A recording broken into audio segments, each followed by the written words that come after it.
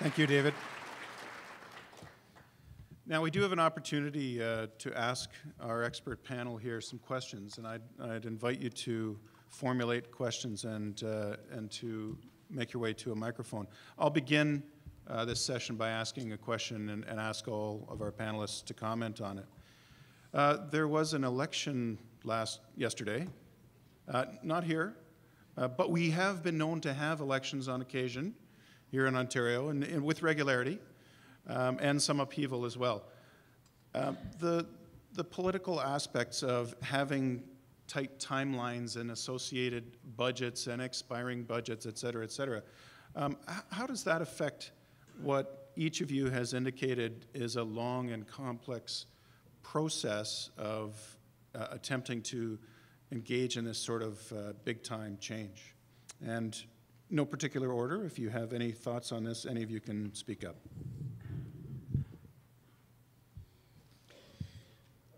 My experience is that Council doesn't care about the beauty of our processes.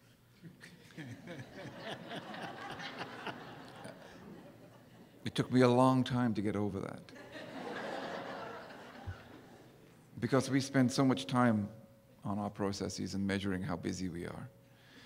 What Council really cares about are outcomes, because that's what they see. They see the failure, our failure to produce the right outcome arriving on their front door each and every day.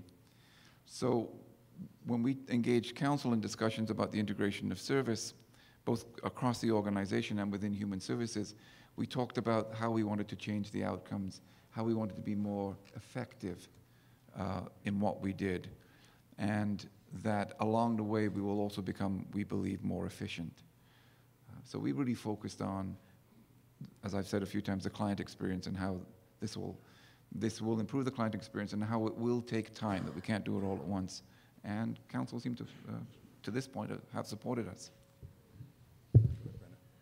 So my experience is that oftentimes Council is a lot further ahead on this, in this area than we are as staff. And in fact, they keep pushing for things that seem, eminently reasonable. One of the challenges that I think we have is to make our organizations more nimble, so that in fact you can move forward with some things that will give them a sense of accomplishment. We've certainly seen that through the efforts to launch 311. It gives them all kinds of opportunities to get information, to track that information, to know what service requests have been responded to, and they're insatiable about asking for more. What has allowed us to be successful is when we can articulate, here's what we can do today, and we agree with the direction you want to go, and here's where you're going to get this, and this is how we're going to make that change happen. Sometimes not overly happy about the fact that it's going to take 6 months and it can't happen tomorrow, but if you can articulate it and explain that you're on board with the goal and articulate the pathway to get there, then my experience has been that generally they'll give us the time to get it done. I think I'll add just a few quick comments. One of the beauties of what happened in downloading was where in the past we've been dealing simply with social assistance. We now had programs that were much broader in terms of the populations they serve. So when new politicians come on, they may not have experience being on social assistance. They probably hope that their children would never have to experience, but many of them might have a relative or a family member who was involved in social housing, particularly in the north where a lot of social housing is in fact seniors housing. And a lot of them also have grandchildren who are availing themselves of the child care services. So when we start talking to new municipal councillors, we tend to emphasize those programs are going to have some sort of resonance. And when we describe the intake processes in the offices, we want to put forward that we want environments that their friends, relatives are going to be comfortable with when they access child care, social services, and when the mill closes, social assistance. So I think if you try to make it real for people and try to meet them where they're at and to get the ideas across as to why you have the delivery structure you have, I think it goes a lot more smoothly. Thank you to the panel for their responses. I invite anyone who'd like to ask questions of our 3 guest experts here to make your way to a microphone and please ask a question. We have minutes. I have other questions. One of the themes that we all picked up on was how important communication is, and we've just heard that communication externally is important as well. So communicating with clients, communicating with our councils, the people who are governing us as we go, is also important. David mentioned the importance of having, you know, a very highly functional IT department, and David here mentioned, you know, the power of a voicemail. A question for Brenda: with the size, the scale of your organization, what are some of the how-tos that you have for communicating with the numbers of people, the numbers of departments in this sort of a change effort? So I think one of the things that we rely on in Toronto is that we have Sue Ann Levy at the Toronto Sun and a few others who will communicate the messages that you may or may not want to have happen when you're not doing it. So I would say that communication problem becomes even greater when when you've got the only source of information is oftentimes newspapers. I will say that I stopped getting the Toronto Star because after a lifetime of getting that paper, I realized how often they were lying about the things that I knew to be true. So I figured if the rest of it was like that, I wasn't going to read it at all. But having said that, I think it's an incredible challenge in a large organization to get those messages across. We have all kinds of challenges around the sort of robustness of our intranet. We actually have employees going out through Google to come back in to find out information because we haven't been able to keep that tool working as well as we would like. And with quite a dispersed workforce, many of whom that don't even have an email account with the city. It's very difficult to make sure that those messages get across. And I'm not convinced that we have in any way nailed that down. But it's one of those, as I was listening to the others, it's one of those things that I think you have to always be mindful of. And in-person communication, going out to offices, actually having opportunities for that leadership team that's driving the change to get out there and actually talk to people face to face. I don't think any of the other kinds of communication ever outstrip the value of that. I just want to make an observation about communication. Don't assume that because you know something, other people want to know it too.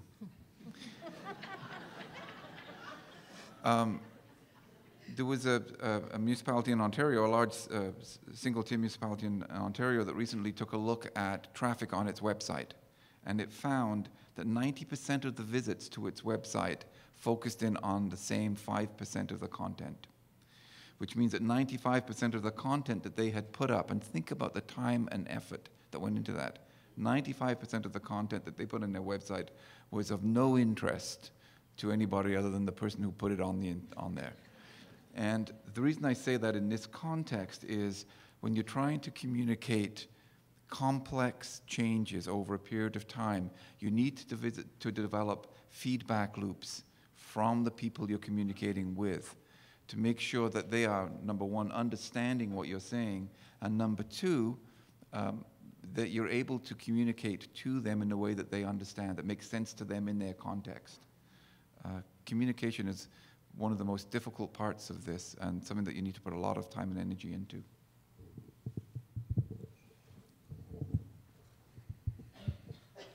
Questions from the audience?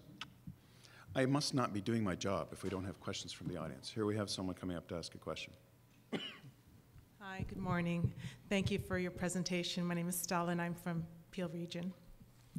I just wanted to you've highlighted, what we should be doing moving forward, and in Peel we did some pretty interesting things. What would you have done differently along the way. I know we struggled with challenges along information sharing and issues with our union, things like that. But what would you do? Where would you go a different route? Everybody, but we'll start with David Court, maybe. In Algoma, we basically had 4 services, childcare, Ontario Work Social Housing, and also EMS, the paramedics. And we made some efforts to try and integrate that group of employees and those activities with the other 3. Total waste of time. A total different culture, different reasons why people are accessing those services. So after wasting some time on that, we then encouraged the paramedics to start integrating their services with the other emergency services such as police, fire, and also the hospital. So that's where we encourage them to spend their efforts, and we help them do that. But we gave up on trying to have paramedics teaching Ontario Works clients, CPR, et cetera. Just didn't work out. Ended up being a very expensive and stupid experiment. Don't do that one. Brenda? I think one of the things that is difficult and continues to be difficult is not to get distracted by whatever the latest crisis is. So we seem to lurch from one sort of problem that gets highlighted in the press, and so we've got to have an immediate response to that. And so what we do is we say, okay, so let's just put all this other stuff on hold for a bit, and now we hair off in this direction. And it's really hard to just keep focused on where you need to go. You may need to make some mid-course correction, but I think you need to. One of the beauties of municipal government is it's very nimble and it responds quickly to things. One of the curses of municipal government is it's very nimble and it responds quickly to things, and sometimes too quickly.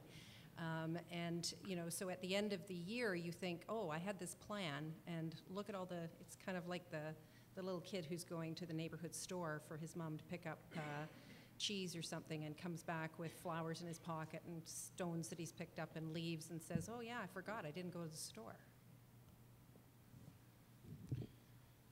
I think that one of the things that we did, and this is a classic mistake in change management, but you don't notice it when you're doing it, is we spent too much time trying to convince the 10% who were never going to come along to come along.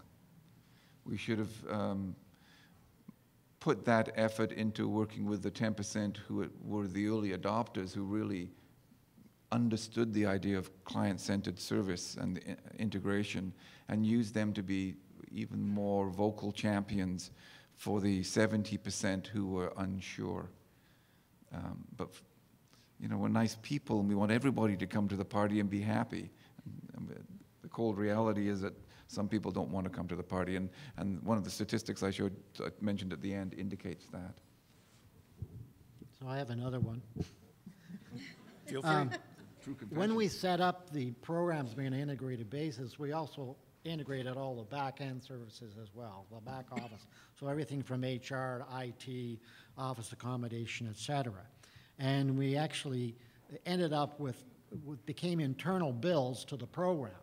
So there was an internal bill for Ontario Works for HR, another bill, if you like. These weren't written out bills, but they ended up being charges that became part of those administrative costs. That was really a good idea, absolutely essential. And when we're involved in the provincial municipal review process, because that wasn't being done across Ontario, we couldn't effectively argue on points around Ontario Works administration, as an example. So that part of it was great. But then a tension developed among the staff because they're getting bills for service, and of course, people getting bills for service kind of like to see what the service is, want to have some input into it. So there became a bit of a tension between the managers and the directors, which wasn't a bad thing. And I think if we were to do it again, we would have recognized that tension from the outset and put it forward as being a positive rather than being a developing negative.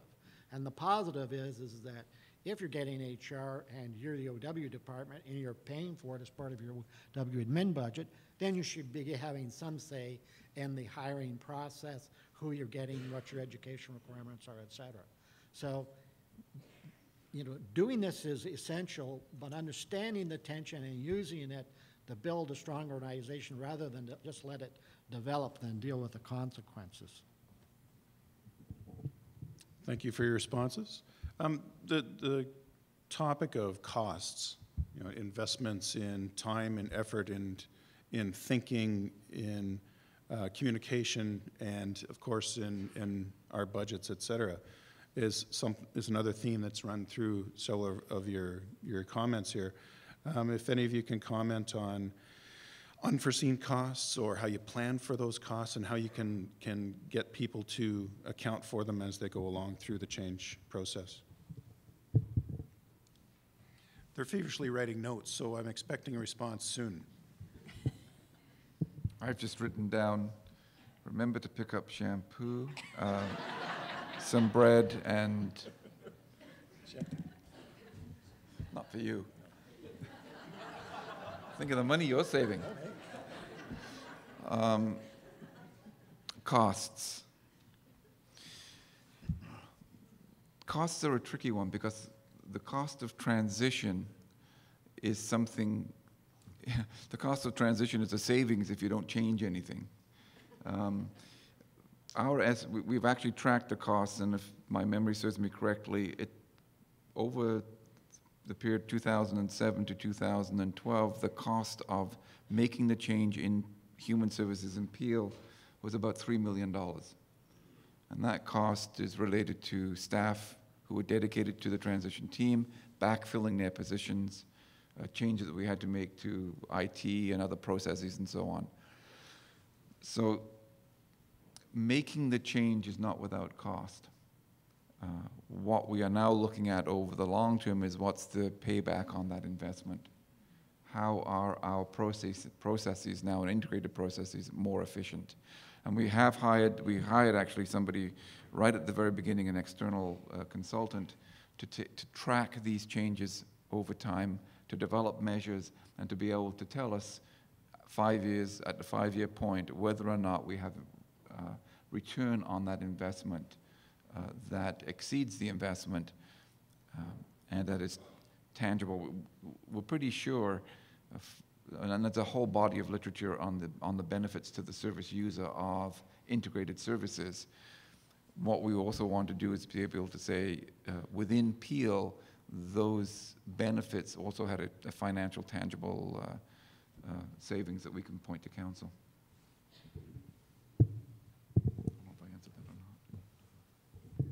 Question from the audience? Please go ahead. I'm Rob Crossman. I'm the Director of Housing Programs at the Ministry of Municipal Affairs and Housing. I wonder if a couple of panelists could speak a little bit about engaging unions and what you did in that regard, and what you did to try to get some buy-in from the unions you were working with during the process.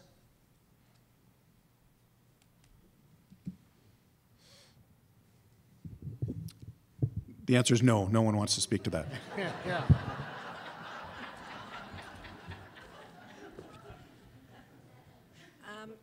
I think obviously it's important to have those dialogues with your collective bargaining units. I think sometimes those are more successful than others. To me, it's one of the reasons why, in addition to doing that, and when and if you don't succeed with getting their buy-in to the change, it's important to continue to have information out there for members. And it's all about timing, right? So if you're doing some of these things just as you're about to go into bargaining, then you need to be mindful of what that's going to do to your conversation with the bargaining unit. But our experience has been that it's important to put the hand out to try and do that engagement with the union leadership, but it doesn't mean that you should only do that. You have to make sure that for union staff whose jobs are affected, that you get all kinds of information out there and give them opportunities to ask questions and to hear the answers about the changes that are going to happen to their job. And I think David's information from his survey is really important. People always worry that somehow or another this is going to mean my job is going to change, I'm going to work in another location.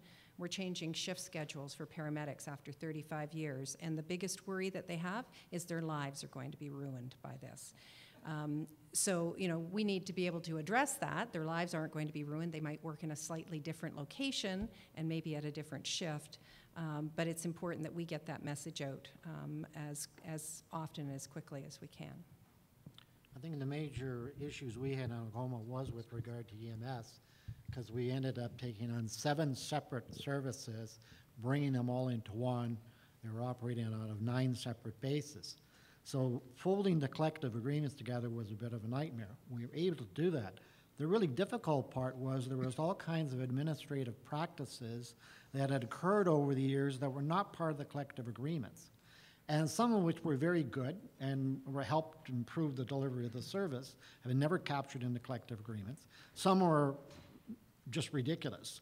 And it was a huge effort sitting down and pulling apart all those things that were not in the collective agreements and deciding what we were going to keep and what we were going to dispense with, and trying to get agreement on those across the 7 previous bargaining units that became one.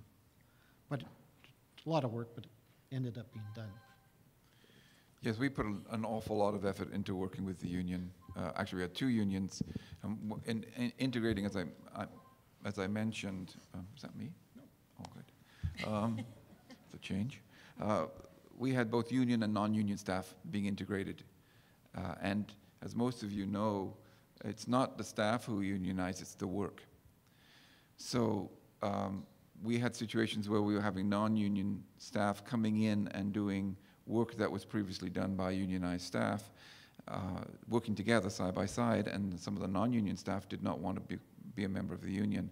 And so through long discussions with the local, they agreed to allow those staff to come in and work in that unionized work environment without being a member of the union or represented by the union.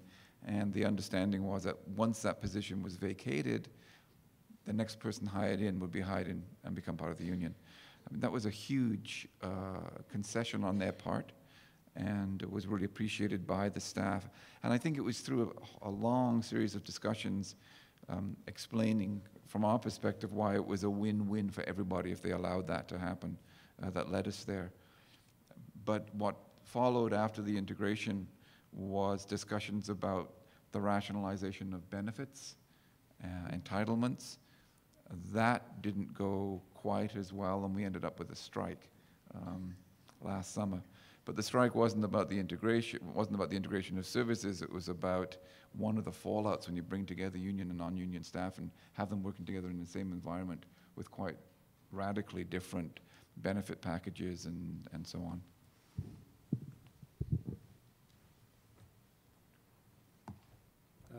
I believe it's time. Can I get one question? We have one more question from an old friend. Hi, I'm Martin Toom. I'm from the Ministry of Community and Social Services, and I know that I have a lot of colleagues from the province in the room, so I want to ask a brave question, and that is, what are the 1 or 2 key things that you think the province could do to better support integration at the municipal level? Sort out all the nonsense around the sharing of information between programs. The irony is the people who use our services assume that we share the information anyway and get really angry with us when they have to repeat information over and over and over again. And I have a personal note. I have a son we have a son who's disabled and is a recipient of ODSP. And the number of times I've had to give his worker the same information year after year after year, I can understand their frustration.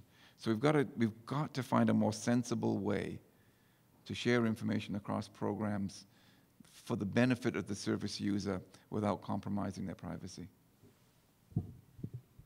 And the one I would add to that is that I think oftentimes as individual ministries are struggling with issues related to cost containment and so on, and you come up, and this happens in the city as well, you come up with a great idea, oh, I'll just do this and I'll cut that.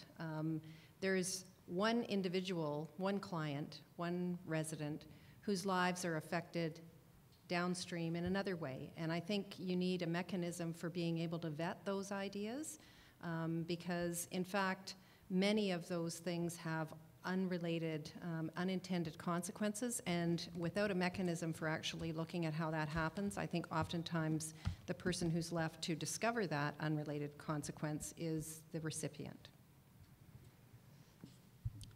I think the number one thing that I came across was the complexity of the eligibility determination and budget process for Ontario Works. There was a dramatic simplification that occurred within childcare and moving to an income-based model. And social housing is not as simple as it could be, but it's very simple in comparison to OW. I think that there's some lessons being learned in the children's services area that should be looked at in terms of setting budgets and determining eligibility. It'd be nice to have a similar definition of spouse across the 3 programs. It should be a set of data points that are absolutely identical for collection in all 3 programs, and you only divert for that for the additional information that you need for each of the 3 particular programs. So I guess that was more than one, but. I'm sure there are more. I'd like to take this opportunity to thank all of you for your attention, for the kindness in listening to our thoughts and experiences here, and for your questions as well. What a great question. You've had some good instruction in the past, I can tell. I don't know what's happening next, but I'd like to formally thank, is someone going to tell us what's happening next? I'd like to formally thank the members of our panel before David comes up and tells us what's happening next. So thank you to David, to Brenda, and to David.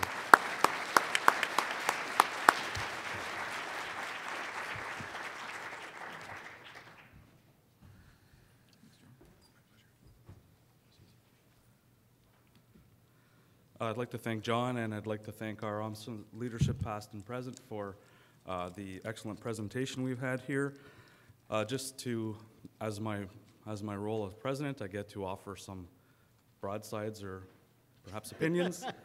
And I particularly liked what David Schwark had to say about, well, he didn't call it this, but I think it's whipping your racehorse. So you've got a certain number of your staff who get it and want to go with it, and you really need to work those. Now, we've said a couple of times that the province doesn't get integration, although we're talking about it a lot. But a lot of the provincial partners we have really get it. And I mean, we had a couple of good questions from our provincial partners. So I think we need to keep whipping those racehorses. We need to keep telling them our stories and get them to champion it for us as well. So I'd like to thank Martin and Rob for some really good questions, and I would like to encourage everybody else to whip those racehorses. In lieu of a gift for our speakers, we will be giving a donation to the Daily Bread Food Bank's People's Blueprint Project. Okay. So just before we wrap up the plenary, I want to point out in the crowd, if I can find him, Michael Jasek is here. Michael, stand up, please. Michael was recently hired, well, I guess about in the last 5 months or so, as the Senior Policy Advisor for AMO. He's getting to know people. You have to take the opportunity to introduce yourself to Michael. He's an exceptional individual to work with. He really gets it. He understands what we're trying to do. And Michael, now you know everybody, so you can't say, I haven't met them yet. All right? Thank you, Michael. So that ends our morning plenary. We'll have a quick break, and then the breakout sessions start at 10:30. Thank you very much.